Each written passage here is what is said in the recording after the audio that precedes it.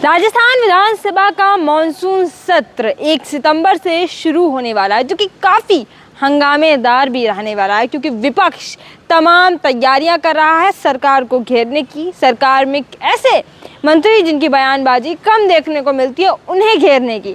तो इस बार का सत्र बहुत ही मज़ेदार और हंगामेदार रहने वाला है, क्योंकि विपक्ष ने ऐसे मुद्दों को उठाया है जिनके जवाब और सवाल वाकई में बनते हैं सरकार से, और सरकार को जवाब भी देने होंगे। अब हम जानेंगे कि वो क्या 20 सवाल हैं जो विपक्ष ने तैयार किए हैं, जो कि फ़िलहाल राजस्थान में चल रहे हैं। वो कई ऐसे सवाल हैं जिनके जवाब जनता भी ढूंढ रही है।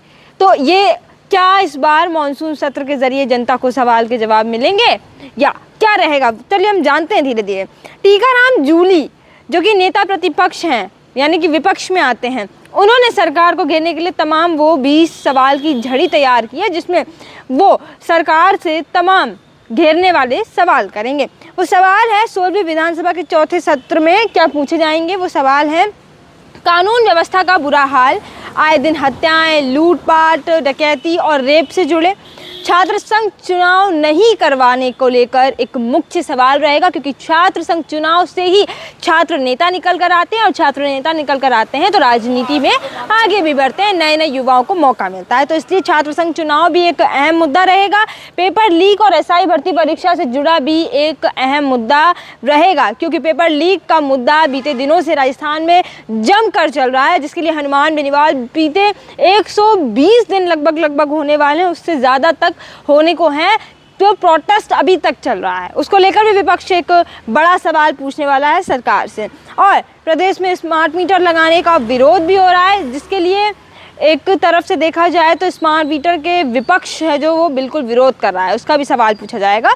झालावाड़ में नौनिहाल स्कूली बच्चों की मौत हो गई थी, जर्जर व्यवस्था में था भवन, उसके कारण जो हादसा हुआ उसका भी सवाल आज तैयार होता है राजस्थान में विधानसभा सत्र में पूछने के लिए, क्योंकि उसका सवाल का जवाब इतना तो क्या ही कहें हम, क्योंकि भजनलाल शर्मा जो कि प्रदेश के मुख्यमंत्री हैं, वो झालावाड़ हादसे में कुछ भी नहीं बोले, और वहाँ पर जाने का वक्त भी नहीं मिला।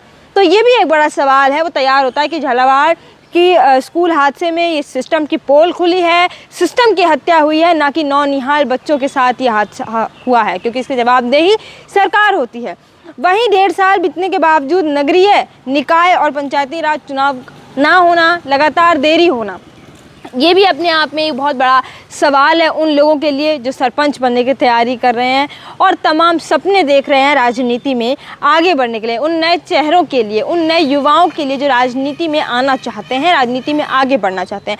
वहीं बजरी माफिया, भू माफिया, खनन माफिया प्रदेश में हावी हो रहे हैं, इनको लेकर भी हम देखते हैं बजरी माफिया, भू माफिया और तमाम खनन माफियाओं की वजह से अक्सर हादसे होते रहते हैं, और नदियों में जो खड्डे हो जाते हैं उसकी वजह से कई लोग डूब के मौत भी हो जाती है इनकी। तो ये भी एक अपने आप में बड़ा सवाल है, मुद्दा है, जो कि सरकार से पूछा जाएगा, और इसका जवाब देने के लिए सरकार को आगे भी आना होगा।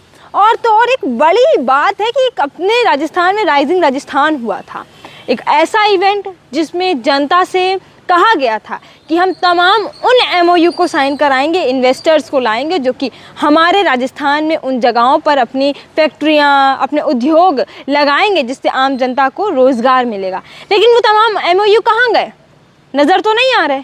ये एक सवाल विपक्ष तैयार कर रहा है कि राइजिंग राजस्थान को हुए लगभग 1 साल हो जाएगा दिसंबर में।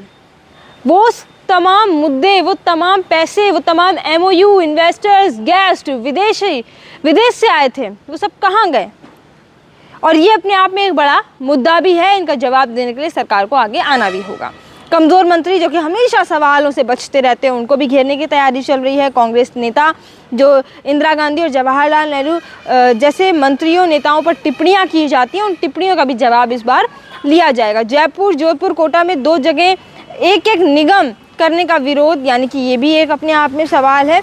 बढ़ती बेरोजगारी, आत्महत्याएं, कोटा प्रकरण और ऐसी बहुत सारी मुद्दे हैं जो कि किए जाएंगे। सबसे बड़ा मुद्दा तो इस वक्त वोट चोरी का चल रहा है।